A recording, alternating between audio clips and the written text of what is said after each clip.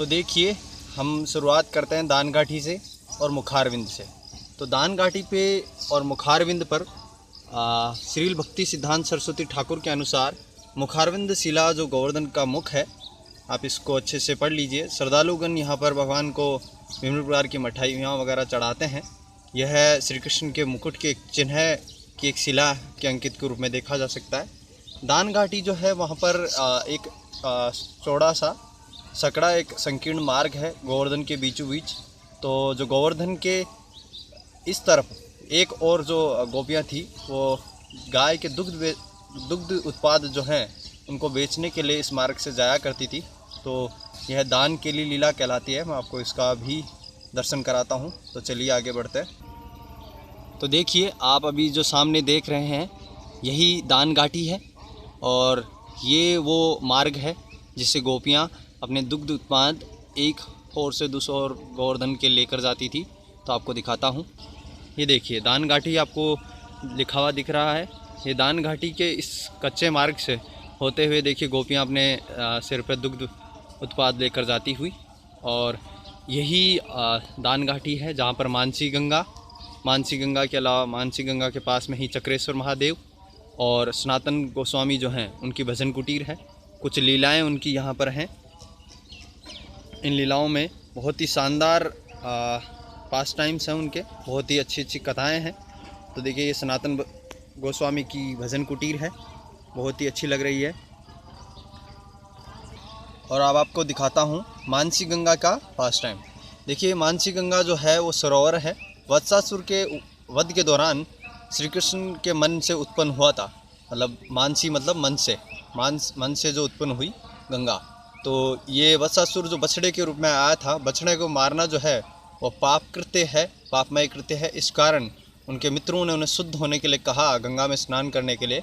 तो भगवान ने अपने मन से गंगा उत्पन्न की और उसमें स्नान किया। परंतु श्री कृष्ण जब वृंदावन से बाहर नहीं जाना चाहते थे तो उन्होंने इसे संतुष्टि के लिए अपने मन से यहाँ प्रकट की थी। तो ब्रजमंडल परिक्रमा में भी भगवान चैतन्य महाप्रभु ने मानसी गंगा में स्नान किया था। और इसके पास में ही अभी हमने हरदेव मंदिर के भी दर्शन करे थे, जहाँ पे मानसी गंगा में श्री कृष्ण और राधा रानी और सखियों के साथ नौका विहार लीलाएँ भी हैं। तो आप सामने देख सकते हैं इसी मार्ग पे नौका विहार लीला का भी प्रदर्शन किया गया है। तो चलिए आगे बढ़ते हैं। हम अभी सनातन गोस्वामी और चक्रेश्वर महादेव जो है इसकी लीला का वर्णन अभी सुनेंगे। तो ये सामने जो दिख रहा है वो ब्रह्म कुंड है। ब्रह्म कुंड के बाद इधर नारंद कुंड है और ये लास्ट में राधा कुंड और श्याम कुंड है। तो हम अभी अपनी परिक्रमा जो है जिस मार्ग से परिक्रमा करते हैं उसी से आपको लेकर चलता हूँ। हरे कृष्णा।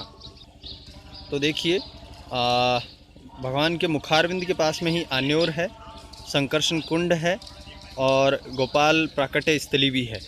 तो जब हम मानसी गंगा से यानी दान घाटी से हमारी परिक्रमा शुरू करते हैं तो आन्योर, संकर्षण कुंड और गोपाल प्राकट्य स्थली। गोपाल प्राकट्य स्थली के बारे में आपको बता दूं, ये श्रीनाथ जी का विग्रह है जो कि भगवान के पोते वज्रनाभ जी ने 2 विग्रह बनाए थे, नाथ विग्रह। उनमें से ही ये एक विग्रह है जो कि माधवेंद्रपुरी जी को यहाँ मिले थे। बहुत ही समय से गोवर्धन में अंदर दबे हुए थे। तो एक दिन भगवान स्वयं माधवेंद्रपुरी जो बहुत ही परम भक्त रहे हैं भगवान के, उनके सपने में आकर उनको बोलते हैं कि मुझे वहाँ से बाहर निकालो। तो उन्होंने वहाँ से निकाल कर हरदेव मंदिर जो गोपाल मंदिर है, देखिए मुखारविंद के ऊपर जो मंदिर बना हुआ है वहाँ पर स्थापित किया।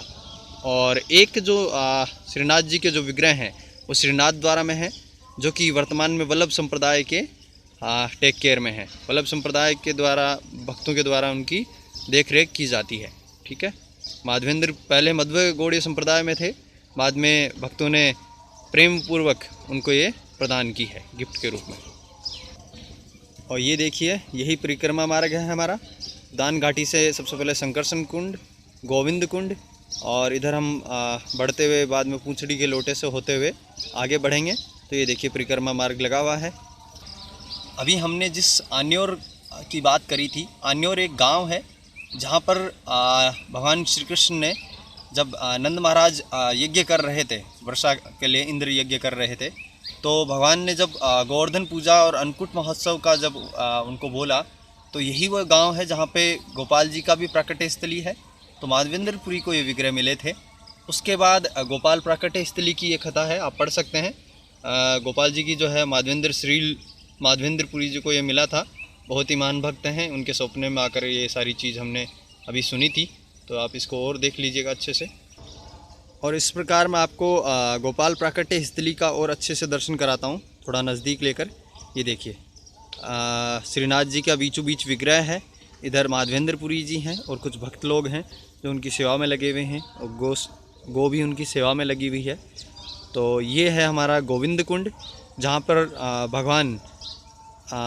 भगवान का अभिषेक किया था इंद्र ने और स्तुति की थी।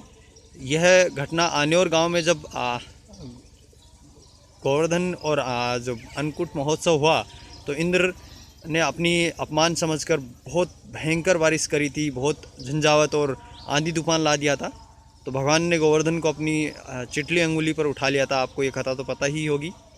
तो जब 7 दिन तक इंद्र कुछ कर नहीं पाते तेज़ बारिश से ही, तब वो समझ जाते हैं कि ये बालक कोई साधारण बालक नहीं है, स्वयं श्री भगवान है।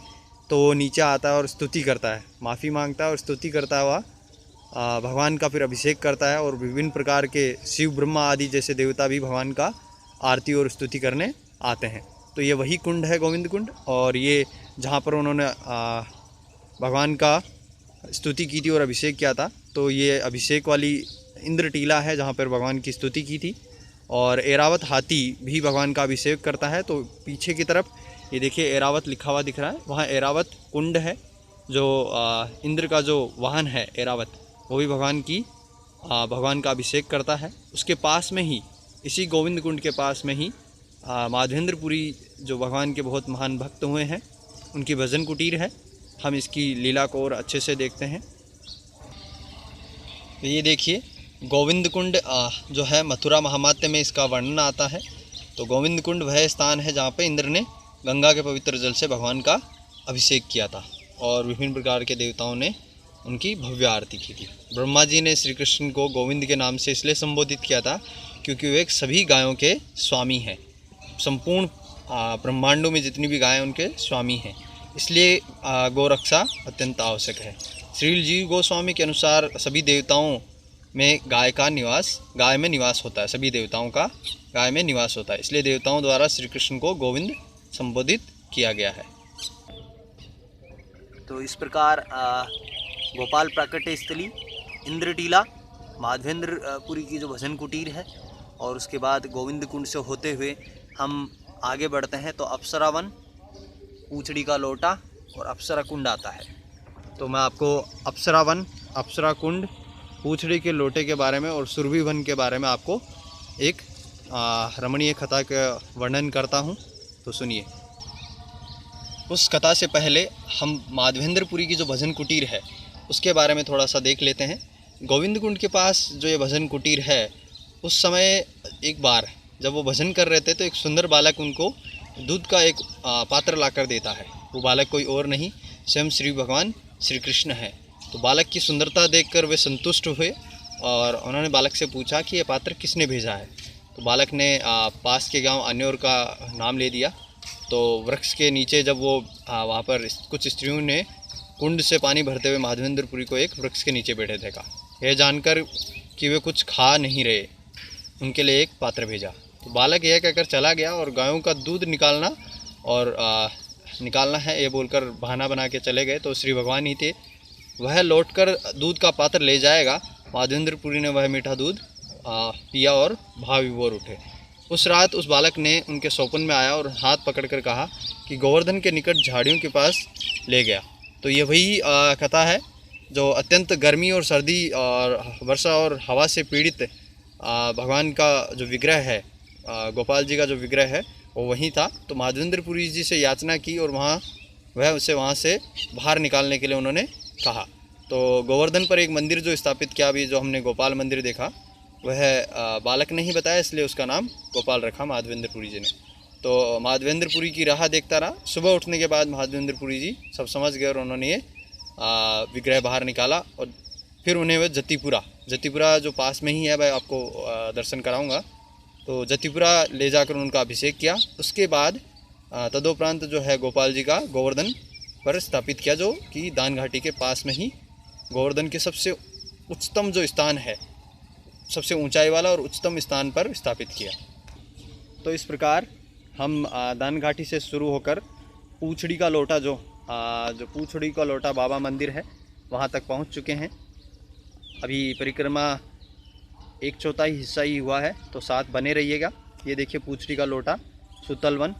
तो इस तरह से हम इस कथा का भी वर्णन करते हैं कि पूछड़ी का लोटा और ये जो कुंड हैं इनकी क्या कथाएं हैं। हरे कृष्णा। तो साथ बने रहिएगा। हरे कृष्णा। तो हम पूछड़ी का जो लोथा है बाबा मंदिर का वर्णन करते हैं। तो देखिए भगवान के एक दोस्त थे लोथा करके, तो जो कि पूछड़ी ग्राम में रहते थे। तो जब भगवान श्री कृष्ण बलराम जी जब वृंदावन छोड़कर मथुरा जब जा रहे थे, तो कृष्ण और बलराम का मथुरा से वापस लौट कर आने की प्रतीक्षा में उन्होंने प्रतीक्षा करने का वहाँ निश्चय किया। और वो वहाँ बहुत लंबे समय तक वहीं भगवान का इंतज़ार करते रहे, और भगवान नहीं आए तब भी वो वहीं बैठे रहे जब तक कि भगवान नहीं आए। और उन्होंने वहीं अपना जो है देहांत भी वहीं हुआ उनका। तो ये कालांतर में एक वहाँ पे बाद में भक्तों ने उनका मंदिर बनाया, और उसके पास में ही अप्सरा कुंड था। तो अप्सरा कुंड जो है उसकी कथा क्या है कि जब भगवान का अभिषेक हुआ इंद्र के द्वारा, तो विभिन्न देवताओं ने भी किया, तो अप्सराओं ने भी किया। तो पवित्र जो जल है उससे अप्सराओं ने उस कुंड में पवित्र जल में स्नान करके अपने आप को भी पवित्र किया। और कहा जाता है कि राधा रानी के नाम पे भी रासलीला नृत्य जो है उसके बारे में भी इसके लिए वर्णन आता है, तो आप पढ़ लीजिएगा। हरे कृष्णा। जब हम पूछड़ी के लोटे के मंदिर से आगे बढ़ते हैं तो सुतलावन, इंद्रकुंड और सुरभिवन आता है। सुरभिवन के बाद एरावत कुंड और रुदन कुंड आएंगे। ये जो लगातार 3 कुंड आएंगे, उन कुंडों की कथाओं के बारे में भी हम अभी वर्णन सुनते हैं। तो साथ बने रहिएगा। हरे कृष्णा। तो देखिए यह है इंद्र कुंड के वर्णन। इंद्र जब ने वृंदावन में जब सामवर्तक नामक बादल की सहायता से जब यहाँ बहुत ज़्यादा उत्पात मचाया था, तब श्री कृष्ण जो थे कि होते हुए उन्होंने भरसक प्रयास किया। जब उन्हें अपनी गलती का एहसास हुआ तब उन्होंने दंडवत प्रणाम किया था, तो रोते हुए क्षमा याचना की थी। तो उनके असुरों से जो बना था वो इंद्र कुंड कहलाता है। इंद्र कुंड के बाद आता है सुरभि कुंड। तो सुरभि कुंड वह स्थान है जो सभी गाँवों की जो देवी है, जो गाँवों की जो देवी माता सुरभि है वो भी गाय ही है। तो इंद्र के साथ गोवर्धन पर आई थी। उस टाइम एरावत हाथी और सुरभि जो गाय है वो उनके साथ आती हैं। तो श्री कृष्ण की जो लीलाएं हैं उनका गुणगान करते हुए प्रार्थना करती हैं कि वे इंद्र को इस जघन्य अपराध के लिए क्षमा करें। तब ब्रह्मा जी के कहने पर सुरभि भी श्री कृष्ण से क्षमा मांगने में इंद्र की सहायता करने आई थी। तो ब्रह्मा जी जानते थे कि श्री कृष्ण गोविंद हैं, तो चूँकि सुरभि उनकी याचना सुरभि की जो याचना है वो भगवान अस्वीकार नहीं करेंगे, क्योंकि सुरभि जो है वो भगवान की परम भक्त है और भगवान अपने भक्तों की बात को नहीं टालते। और क्योंकि गायों के सुहृद हैं भगवान, तो इसलिए उन्होंने उनकी याचना स्वीकार की। तो ये सुरभि कुंड की कथा है, आप और अच्छे से पढ़ लीजिए। चलिए आगे बढ़ते हैं। तो ये इंद्र कुंड है, ये सुरभि कुंड है। फिर उसके बाद अगला जो है आपको दिख रहा होगा एरावत कुंड और रुदन कुंड। तो अब हम बात करते हैं रुदन कुंड, एरावत कुंड और सुरभि कुंड के बारे में। हरे कृष्णा। तो ये एरावत कुंड की कथा है। तो जो इंद्र का वाहन है एरावत, उन्होंने भी गंगा का पानी एकत्रित किया था, जो कि स्वर्ग लोकों में मंदाकिनी के नाम से जानी जाती है।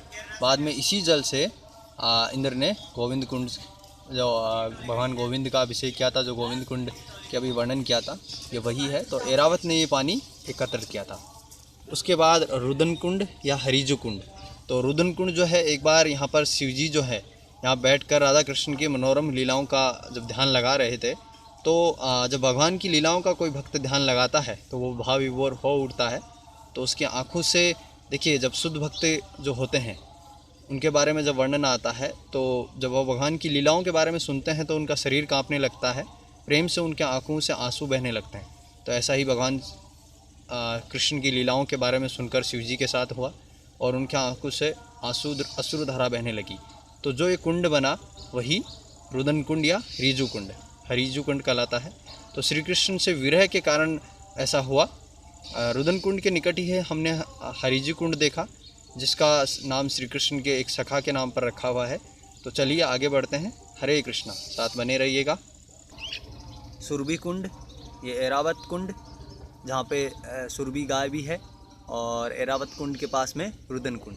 और ये आपको ऊपर का व्यू दिखाता हूँ। ये गोवर्धन जी के जो हमारे हरे कृष्णा विलेज टोंक कारोला के पास में जो बना हुआ है, ये उसका मनोरम दृश्य है। जन्माष्टमी के समय चल रहा है, तो अभी जन्माष्टमी का 2 दिन के मेले में बहुत ही शानदार गोवर्धन परिक्रमा होगी। तो चलिए हम आगे हमारे कुंड का कथा का वर्णन सुनते हैं। अब हम देखते हैं यतिपुरा या जतिपुरा। तो देखिए ये जो गांव का नाम जो है वो महाराज यति के नाम पर पड़ा हुआ है। कुछ लोग भाषा के अपनी अपनी भाषाओं के कारण यह को जय भी बोलते हैं। जैसे बंगाल में यह को जय बोला जाता है, तो जतिपुरा या जय को यह बोला जाता है। तो ये यति जो है, यति का मतलब होता है साधु या सन्यासी। तो माधवेंद्रपुरी को संबोधित करते हुए ये लिखा गया है यतिपुरा। तो माधवेंद्रपुरी जी ने जब गोपाल राय जी का मंदिर बनाया था, तो इस जो स्थापना किए जाने से पूर्व यतिपुरा में गोपाल जी का अभिषेक किया था। तो अन्नकूट उत्सव भी मनाया था, इसलिए इसका नाम यतिपुरा पड़ा। जो कि वर्तमान में जो गोवर्धन शिला है, जो मुखारविंद के मंदिर में, उसकी वल्लभाचार्य जो संप्रदाय है, उनके द्वारा उनकी पूजा की जाती है। और जो ये माधवेंद्र जो पुरी हैं, वो मध्व संप्रदाय से आते हैं। हरे कृष्णा। तो ये है जतिपुरा। ये वो है स्थान है जो गोपाल राय मंदिर के जस्ट पिछले वाले हिस्से में है। जब हम परिक्रमा करते हैं तो रुदन कुंड के जस्ट आगे आते हैं मुखारविंद, और जतिपुरा जो है उसका दर्शन करते हुए उसकी कथा भी सुनते हैं। जतिपुरा से आगे हम देखते हैं ये गोपाल राय का मंदिर है। गोपाल राय मंदिर के बाद मुखारविंद जतिपुरा। देखिए मुखारविंद जतिपुरा से ही और मानसी गंगा दान घाटी। इस प्रकार हम लगभग आधी परिक्रमा के पास पहुंच चुके हैं। आधी परिक्रमा जो है हमारी पूर्ण होने वाली है। तो हम मानसी गंगा के पास में जो हमने चक्रेश्वर महादेव मंदिर देखा था, उसकी कथा का वर्णन सुनते हैं। और इसके अलावा जो मानसी गंगा में जो नौका विहार लीला है, उसका भी हम वर्णन सुनेंगे। उससे पहले आप देखिए कितना रमणीय स्थान है, जहाँ पर विभिन्न प्रकार के पेड़ों में हिरन, गाय, बैल, बंदर, मोर बहुत ही अच्छे से मस्ती करते हुए, नाचते हुए, गाते हुए, घास खाते हुए, सब भगवान की लीलाओं में जो कथाएं हुई थी, उसका आज भी ये अनुभव कर पाते हैं। इसलिए यहाँ जो जितने भी जीव जंतु हैं बहुत ही रमणीय और खुश मिजाज दिखते हैं। तो दान घाटी के हम उस हिस्से में आ चुके हैं। हमने जहाँ से शुरू की थी उसके आधी यात्रा हम पूरी कर चुके हैं। तो ये देख लीजिए। तो चलिए हम चक्रेश्वर महादेव की कथा और उसके बाद जो हमारा नौका विहार लीला है उसके बारे में सुनते हैं। तो जब हम दान घाटी के पास में चक्रेश्वर महादेव चक्र तीर्थ के बारे में जब सुनते हैं, तो यह वही स्थान है जो मानसी गंगा के पूर्व तट पर स्थित है, पूर्वी हिस्से में।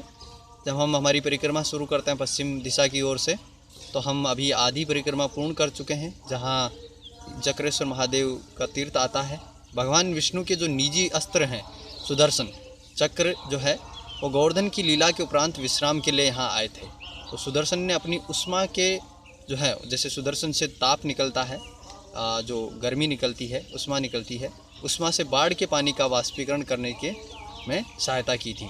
तो वज्र को न छोड़ने की जो उनकी इच्छा थी, उनको देखकर भगवान श्री कृष्ण ने उन्हें यहाँ रहने की अनुमति दी, क्योंकि ब्रज जो है हर किसी को पसंद है। तो जैसे ब्रजवासी कहते हैं ब्रज के हो भैया, तो यहाँ पर जो है पूरंग घाट भी है, जो हमारा चक्रेश्वर महादेव के पास में ही। तो इस घाट में जहाँ राधा रानी तथा उनकी जो सखियाँ हैं श्री कृष्ण के साथ मानसी गंगा में परम आनंदमय नौका विहार करती हैं। तो अभी हम नौका विहार लीला के बारे में भी सुनेंगे। उससे पहले जो महाराज वज्रनाभ हैं, जो भगवान के पौत्र थे, उन्होंने चक्र तीर्थ पर शिव जी के विग्रह की स्थापना की थी, जो कि 4 दिक्पालों में से एक हैं। तो और चक्रेश्वर महादेव के नाम से जाने जाते हैं। तो भगवान जो श्री कृष्ण के जो 4 मेन दिक्पाल हैं, उनमें शिव जी भी एक मुख्य दिक्पाल हैं। तो चलिए मानसी गंगा की जो सबसे रमणीय जो कथा है नौका विहार लीला, उसका वर्णन हम अभी सुनते हैं। एक बार जब गोपियाँ और राधा रानी जो हैं दुग्ध उत्पाद लेकर जब मानसी गंगा पहुंचती हैं, तो देखिए जो दान घाटी वाला जो रास्ता है, संकीर्ण रास्ता, वहाँ बीच में मानसी गंगा पड़ती थी। तो उसको पार करने के लिए नौका ही एक मात्र साधन था। तो वहाँ पर कोई नौका न दिखने के कारण वहाँ एक पुरानी नौका जिसमें एक युवक बैठा हुआ था, जिसने चोगा पहन रखा था, उसके बालों में एक मोर पंख लगा हुआ था। भगवान ने अपने आप को छुपा रखा था। तो कुछ बहस के बाद, भावतोल हो जाने के बाद वो उसमें सवार हो जाती हैं। तो सवार होने के बाद थोड़ी दूर जाने के बाद भगवान जो हैं, जो नाविक है, वो कमज़ोरी का बहाना बनाकर गोपियों से कुछ खाने को मांगता है। न चाहते हुए भी गोपियों को वो चीज़ देनी पड़ती है। उन्हें कुछ मिठाइयाँ उनको दे देती हैं। फिर थोड़ी सी नौका चलाने के बाद भगवान विश्राम का बहाना बनाते हैं और फिर गोपियाँ क्रोध होती हैं। क्रोधित होने के कारण भगवान उस नौका को चलाना शुरू करते हैं। तो नौका में एक छिद्र की ओर संकेत करते हुए बोलते हैं कि पानी रिस रहा है, तो आप अपनी खाद्य सामग्रियाँ, आभूषण वगैरह सब फेंक दीजिए। और उसी समय बहुत तेज़ बादल, गर्जना, तूफान आने लगा। तो उससे डर के कारण जो है राधा रानी जो है वो नाविक को सहसा ही पकड़ लेती हैं। तो सब शांत हो जाता है। तो राधा रानी समझ जाती हैं कि तो स्वयं भगवान श्री कृष्ण ही हैं। जब उनकी गोपियों ने उन्हें देखा तो वो चकित हुई। तो गोपियों को भगवान की कमर में लगी बांसुरी निकाल कर दिखाई, तो सब अट्टहास करने लगी, उन पर हंसने लगी। तत्वसात श्री कृष्ण जो हैं उन्होंने मानसी गंगा के निकट ही सुंदर स्थानों को देखने के लिए नौका विहार पे राधा रानी और गोपियों को लेकर जाते हैं। तो ये नौका विहार लीला बहुत ही रमणीय लीला है। तो देखिए, हम हमारी आदि परिक्रमा मानसी गंगा दान घाटी से आगे बढ़ते हुए हम आगे बढ़ते हैं। तो कुछ और लीलाएं यहाँ आती हैं, जैसे कि ग्वाल लीला जो है, भगवान के ग्वाल बाल और सखा उनके साथ खेलते थे। तो इस तरह से हम इस लीला में आगे बढ़ते हुए चलते हैं। हमारी परिक्रमा जो है वो थोड़ी सी और है। इस दौरान हम कुछ और लीलाओं का वर्णन भी सुनेंगे। तो यहाँ पर हमारा अशोक वन आएगा, उद्धव कुंड आएगा, और उद्धव कुंड के अलावा कुसुम सरोवर, उसके बाद राधा कुंड, श्याम कुंड एंड पुष्प वन। तो उनकी कथाओं का वर्णन सुनते हैं। हम हमारी यात्रा में आगे बढ़ें उससे पहले हरिदेव वन जो मंदिर है उसकी कथा सुनते हैं। तो कहते हैं कि चैतन्य महाप्रभु जो कि कलयुग में भगवान श्री कृष्ण के ही राधा रानी और श्री कृष्ण भगवान जो हैं उनका दोनों का मिश्रित फॉर्म है, जो कि भगवान श्री कृष्ण काले दिखते हैं, बहुत ही रमणीय और सुंदर दिखते हैं। वैसे ही भगवान का जो गौर रूप है वो चैतन्य महाप्रभु है, गौरांग महाप्रभु। तो एक बार जब हरिदेव मंदिर जो है, यह जो विग्रह है जो व्रज के 4 देवों में से एक है, जिन्हें महाराज वज्रनाभ ने स्थापित किया था। तो एक बार राधा रानी और गोपियाँ जो है मानसी गंगा पर भगवान श्री कृष्ण की राह देख रही होती हैं। जब श्री कृष्ण के ना आने पर वो अत्यंत विचलित हो उठती हैं, तो वह हरिदेव हरिदेव पुकारने लगती हैं। देखिए, भगवान श्री कृष्ण को हरि भी बोलते हैं। तो तभी वहाँ से दाएं से हाथ में, जो दाएं हाथ तो उनका था, उस तरफ गोवर्धन और बाएं हाथ में बांसुरी लिए भगवान श्री कृष्ण हरिदेव प्रकट हुए। देखिए, भगवान के दाएं हाथ में गोवर्धन है और बाएं हाथ में उनकी बांसुरी है। तो गोपियाँ अत्यंत बहुत ही हर्षोल्लित हुई और तुरंत गोवर्धन उठाने वाले भगवान जब सामने आए उनकी पूजा करने लगी। तो इसलिए ये बाद में हरिदेव मंदिर यहाँ बनाया गया। तो चलिए आगे बढ़ते हैं हमारी कथा में। तो अब हम अशोक वन, उद्धव कुंड और कुसुम सरोवर के पास में पहुँच चुके हैं। तो आपको देखिए दिखाता हूँ भगवान जहाँ विभिन्न लीलाएं कर रहे हैं। ये अशोक वन है, ये उद्धव कुंड है, ये आपको कुसुम सरोवर और उसके बाद राधा कुंड और श्याम कुंड। तो चलिए मैं आपको अशोक वन, उद्धव कुंड की कथा सुनाता हूँ, साथ बने रहिएगा। तो जो आप इस वीडियो में कीर्तन सुन रहे हैं वो श्रील प्रभुपाद, इस अभय चरणारविंद स्वामी प्रभुपाद की आवाज़ है। तो ये बहुत ही शानदार कीर्तन है, आप सुनिएगा। तो हम आगे बढ़ते हैं। कुसुम सरोवर की जो कथा है वो एक बहुत ही सुमन सरोवर नाम से स्थान से जाना जाता है। तो यहाँ राधा रानी जो है वो अपनी सखियों के साथ स्नान किया करती थी और भगवान श्री कृष्ण के लिए माला बनाने के लिए यहाँ से पुष्प भी चुनती थी। तो इसका नाम कुसुम है, क्योंकि पुष्प का जो पर्यायवाची है वो कुसुम होता है। तो कुसुम सरोवर में स्नान जो कोई भी स्नान करता है तथा राधा रानी की जो अष्ट कलाएँ जो हैं देखने का सुपात्र बन जाता है। तो वृंदा देवी के कहने पर नारद मुनि ने इस सरोवर में एक बार स्नान किया था, जिससे उन्हें गोपी का शरीर प्राप्त हुआ था और वो रास लीला में, रास मंडल में प्रवेश कर पाए थे। तो ये कुसुम सरोवर की कथा है। कुसुम सरोवर के बाद अशोक वन एवं पुष्प वन। तो देखिए, अशोक वन या पुष्प वन का जो पुराणों में वर्णन आता है वह कुसुम सरोवर के तट पर के पास में ही स्थित है। वृंदावन धाम के उपवनों में ऐसे एक गिना जाता है। जो अशोक वृक्ष हैं वो यहाँ बहुत ज़्यादा पाए जाते हैं। इस छोटे वन में श्रृंगार विहार की अत्यंत मनोरम लीला अशोक वन में हुई थी, जिसमें श्री कृष्ण राधा रानी के, भगवान श्री कृष्ण जो हैं अपनी प्रियतमा राधा रानी के केस संवारते हैं यहाँ पर और उनका आभूषणों से अलंकरण करते हैं। तो यह वह लीला है, इसलिए बहुत ही रमणीय लीला है। तो चलिए साथ बने रहिएगा, थोड़ी सी और यात्रा बची है, हम आगे की कथाएं करते हुए आगे बढ़ेंगे। तब तक आप ये कीर्तन सुनिए। हरे कृष्णा हरे कृष्णा। तो हम अब पहुंच चुके हैं राधा कुंड और श्याम कुंड की तरफ, और ये हमारा इस तरफ उद्धव कुंड है। तो चलिए मैं आपको राधा कुंड, श्याम कुंड और राधा कुंड की प्राकट्य की कथा सुनाता हूँ।